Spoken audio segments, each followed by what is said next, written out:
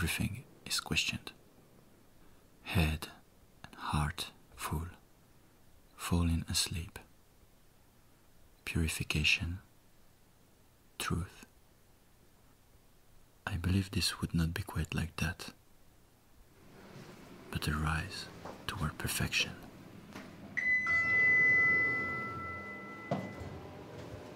Vo februári 2012 vzniklo také cvičenie, kedy sme z materiálov, pohybových materiálov, ktoré sme mali pripraviť nejaký storyboard, vymyslieť si miesto, kde by sme chceli vlastne urobiť náš krátky film.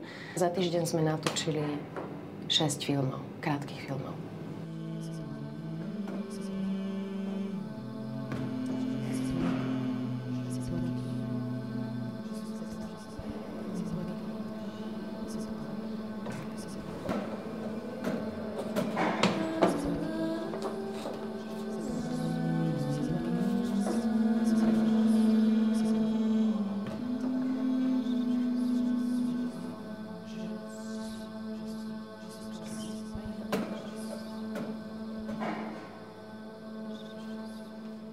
Mala som nápad, že by som chcela urobiť niečo. Častokrát sa už vlastne potýkam s tým, že žena viacerých tvári a čo všetko sa môže udiať za jednu cestu výťahom.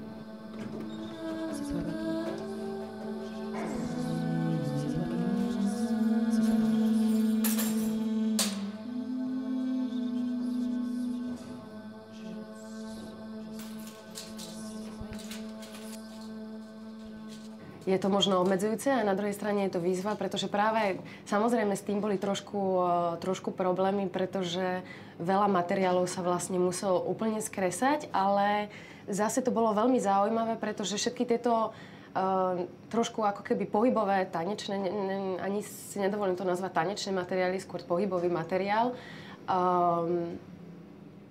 sa ako keby premenil do niečoho viacej normálneho, viac menej všedného. Nebolo to veľmi štylizované, nebolo to čisto štylizované. Veľké tanečné pohyby, ktoré sú niekedy proste prázdne.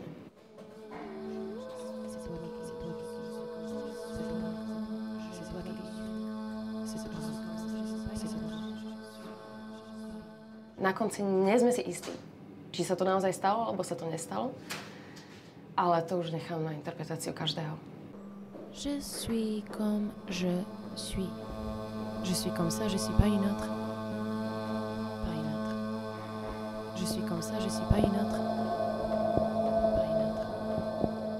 Je suis comme ça, je suis pas une autre. After each session of work, we tried somehow to make a short movie. It was also not on the shoulders of one person, but on different shoulders. Alors, maintenant on a une question. Qu'est-ce que tu penses sur la voix? Hein? Regarde ça. Regarde ça. C'est comme une fairy tale, hein? Regarde.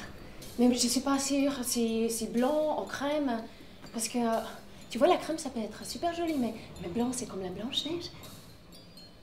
C'est super joli. Mais ma maman, elle n'est pas d'accord. Maybe also that's why it was very various. If you saw all the movies, each place is totally different. You can see totally different colors of each performer, different stories, different things. Each of the film, for me, it's quite different. Qu'est-ce que tu dis? Imaginez que j'ai les chaussures rouges. Ça peut être super choquant. Mais je suis pas sûre.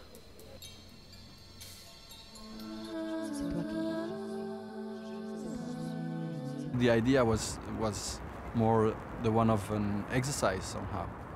Like there was not planned to make something amazing and then to produce it and sell it, and no, it was like still on this idea of the research, which was for 2 years to give time for trying out things to develop a language. And so part of this research was trying to put it on a camera. Je voulais les trucs qui sont totalement blancs. Maintenant j'ai la couleur crème. J'ai un voix qui est totalement mauvais. Regarde ça, putain, c'est...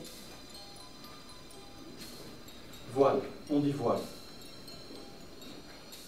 Le voile, ok. The title is The Mess, and I chose this title because it was kind of a very messy idea. It's kind of, I would say, a mess in feelings, in times, in spaces. It's something a bit dreamy, different realities for a love story.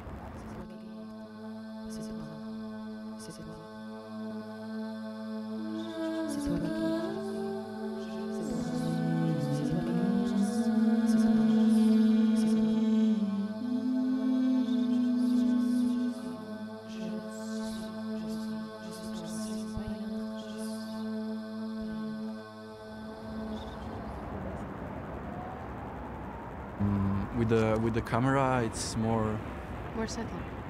Yeah, it's more subtle. You try again, and it's something I personally I think I still have to understand better. To stay in front of an audience is yeah, there is a direct energy which is going through the people. You feel when you have attention, when you don't, you feel the emotion of the audience, which is, it's another sensitivity.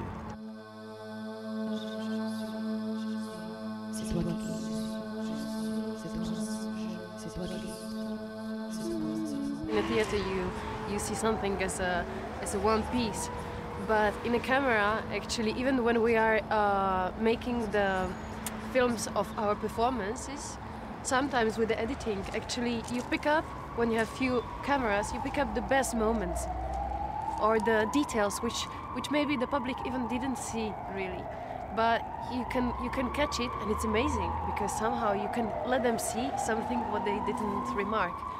All right. You don't know what you want. Laugh.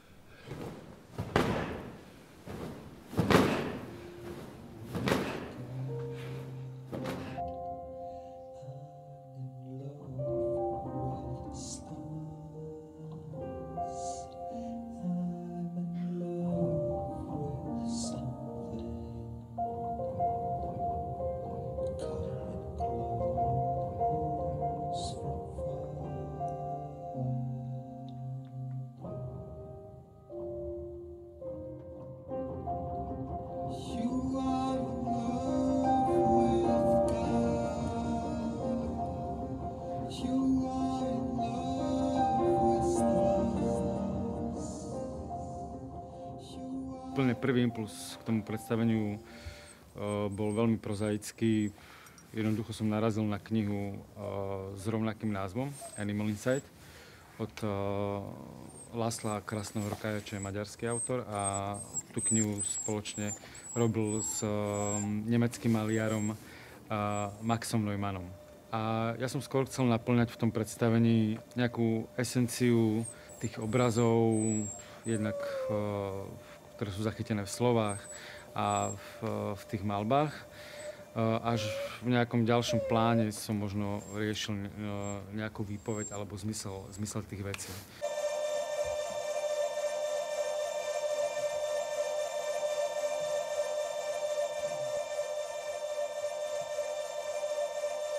O fyzických predstaveniach rozprávať skrze príbeh je ťažké stále. Nie, že ťažké, respektíve tanec to ani nemá prečo robiť, alebo fyzické predstavenia, hej?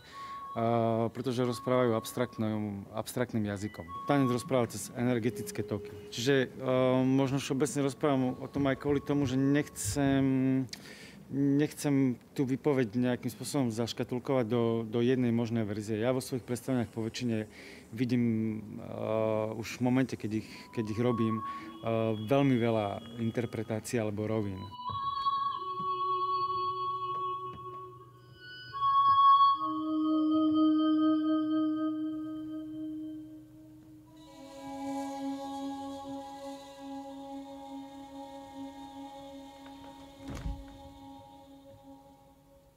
Je to predstavenie pre mňa o nezmyselnosti, fundamentalizmu, dajme tomu, o moci na niekoľkých rovinách, o mocenstve, vlastníctve, vo vzťahoch, dajme tomu, potom aj na tej politickej úrovni. To všetko si myslím, že v tom predstavení sa dá nájsť, záleží od divákovej predstavivosti a senzitivity, za akú sa dokáže práve na fyzickú reč pozerať.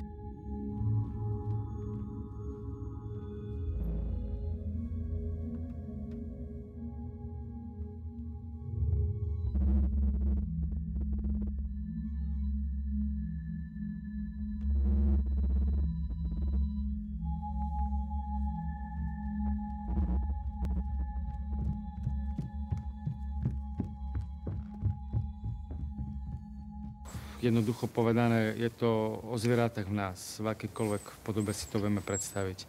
Ale ten názov môže veľmi, veľmi zvádzať, že ten Animal Inside nie je len o nejakom,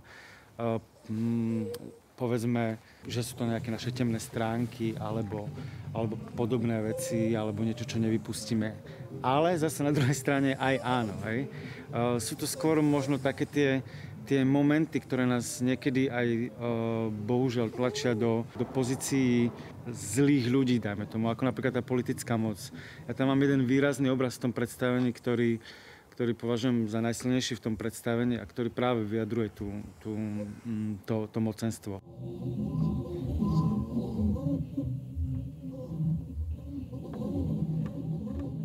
Ja som malý v tom predstavení, môj spolutanečník je veľký. A je tam scéna, kedy my nahý sedíme oproti sebe na pätách. Dlho, vlastne sa tam nič nedieje, divák môže cítiť napätie. A bez toho, aby sme museli výrazne zobraziť scénu, čo ja viem, tú mocenskú, že by sme tam po sebe skákali, bili sa, trieskali a neviem, akí boli veľmi fyzicky, tak nerobíme vlastne nič, len sa pozrieme jeden druhému do očí. Až v jednej chvíli sa to jeho telo predo mnou, divák ho vidí od chrbta, začne deformovať. Prvý moment je ten, že on sa mi začne kláňať. A ja sa popri tom vlastne pozerám s akýmsi nezúčastneným, chladným pohľadom do diváka.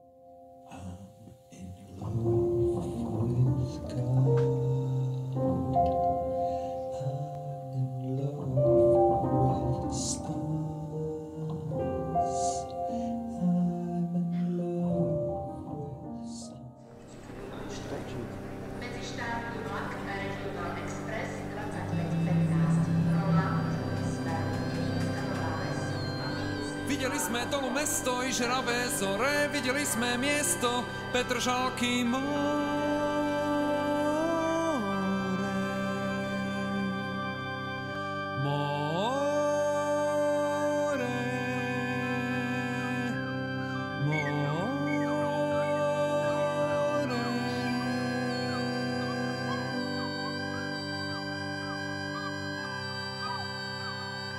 Toto predstavenie o 4 charakteroch ľudí a o mozaike ich príbehov.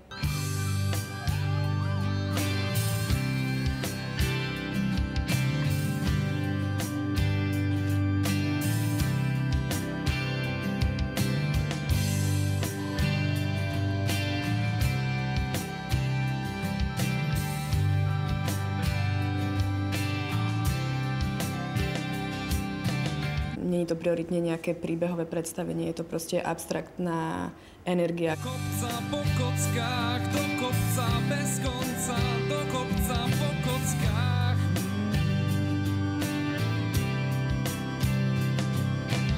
Pomaly velice padajú palice, pomaly padajú. Pracovali sme s osobným priestorom, s tým, ako sa ľudia cítia v svojom osobnom priestore, aké majú pohybové vzorce správania a ako sa toto všetko zmení, keď sa stretnú v inom prostredí, prípadne keď niekto príde do ich osobného priestoru, ako sa zmenia ich pohybové vzorce, aké sú tam napätia, vzťahy.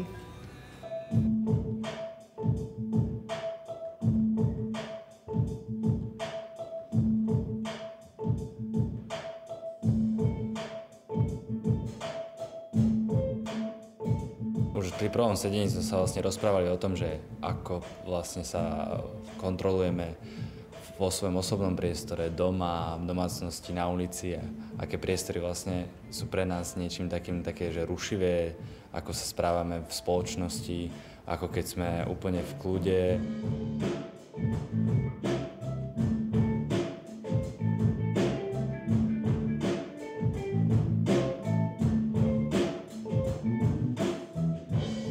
Vychádzali sme z toho, že či sa cítia slobodnejšie, keď sú sami vo svojom priestore, alebo či sa cítia slobodnejšie, keď sú už s niekým, keď môžu komunikovať a tak. U každého to bolo iné. A bolo to vidieť aj na pohybe. Že keď boli v osobnom priestore, niektorí sa ešte viacej kontrolovali, ako keď boli už v nejakom vzťahu s niekým druhým.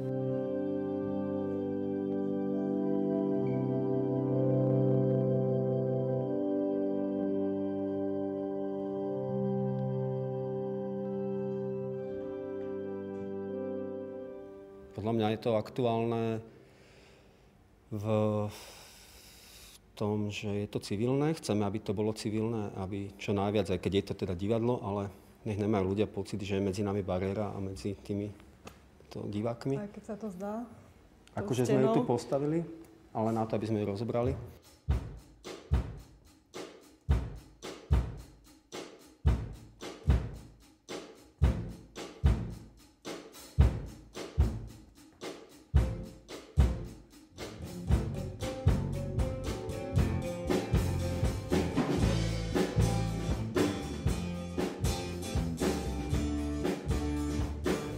Každý z bariérov tejto scény pracoval ináč. Niekto práve mu to vadilo a potreboval sa otvoriť a niekomu tá bariéra vyhovovala a skôr to brali ako svoju ochranu.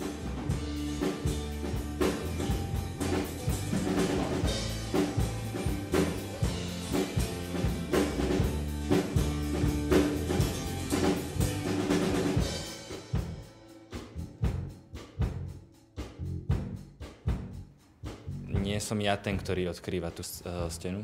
Pre mňa je to také, že niekedy v podstate ako aj v živote je to, že niekedy nemáš na výber, aby si vlastne rozhodol, či sa otvoríš tým ľuďom alebo nie. Niekedy proste musíš robiť veci tak, ako to chce niekto iný.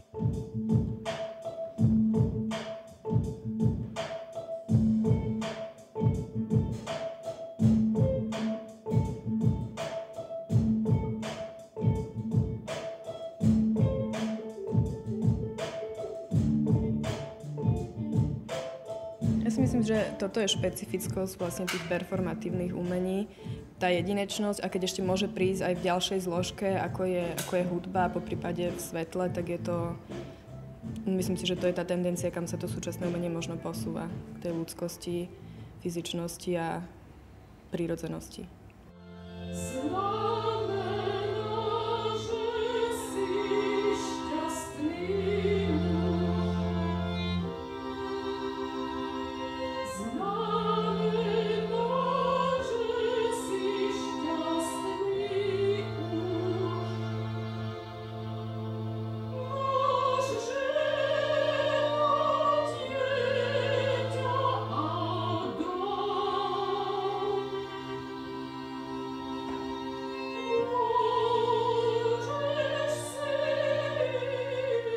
My sme sa rozhodli naviazať na tradíciu nemeckého divadla a vlastne nejaký esenciálny odkaz Bertolda Brechta, pretože ten človek tvoril a vlastne rozkvital práve v 20., 30., 40. rokoch minulého storočia, práve vtedy, keď zúrila kríza, vlastne tie peniaze majú zvláštne cirkulačné pravidlo, takisto ako všetko v prírode.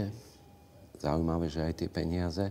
Tak sme sa rozhodli, že budeme práve tejto esencii sa venovať. Všetko, čo v tejto hre uvidíte, by malo mať nejaký zmysel. Týkať sa pána. Hund! Toto je Hedwig. A toto je Brecht. Toto je Hedwig. A toto je Brecht. Ein Kind. všetko je cyklické, takisto ako ten Žobrákov verklík, ktorý opakuje tú jednu a tú istú melódiu.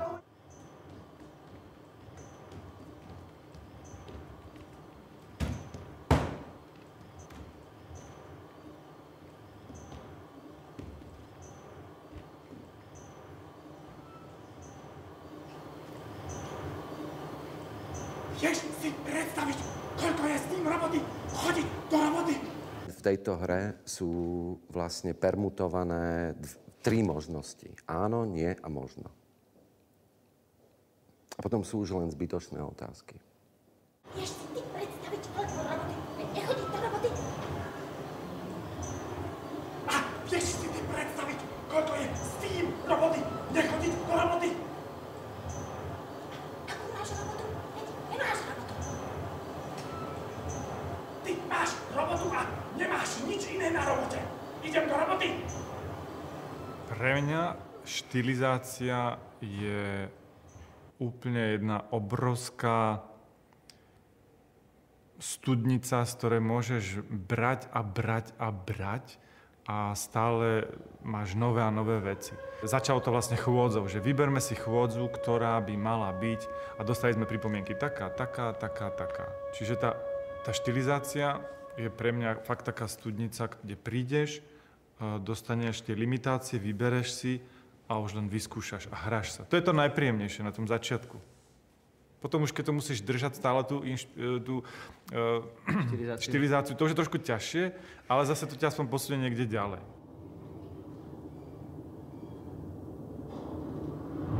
Povedal mi, to, čo je, len to, čo nie je možné.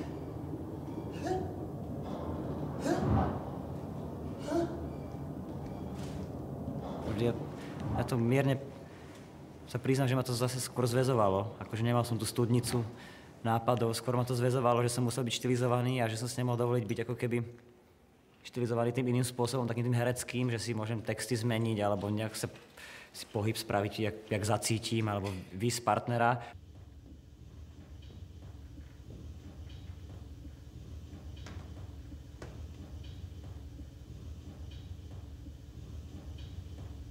V tej hre sme my trošku koketovali s tým dualistickým hlavne princípom jednej a druhej strany, kto sa cíti vykorisťovaný a kto je vykorisťovateľom. A vlastne tá multiplikácia toho sveta tých bohatých, ktorí si to zaslúžia, ale to boli často gangstri. Na tejto strane stáli veľmi podstatní ľudia, ktorí vlastne tvorili to bohatstvo.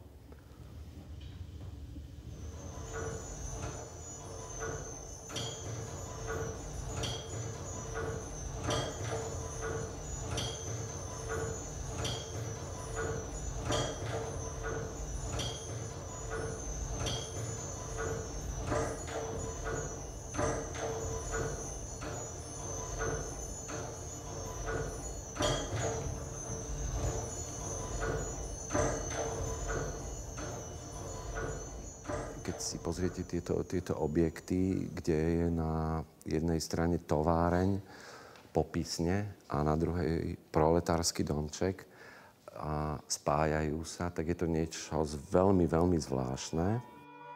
A toto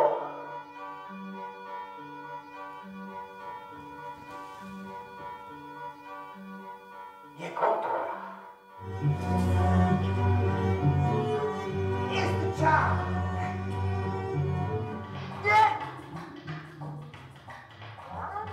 Brecht bol známy tým, že formálne veľmi zložitým spôsobom ovplyvňoval štilizáciu hercov, masky aj ich pohyb. Ja si myslím, že on si vtedy myslel, že je ešte nádej na to, aby tie dva domčeky sa spojili.